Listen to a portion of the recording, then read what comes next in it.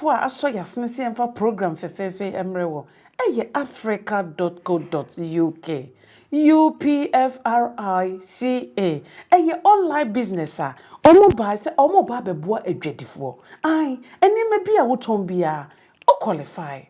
Bomodi akọ omo website ho www.africa.co.uk.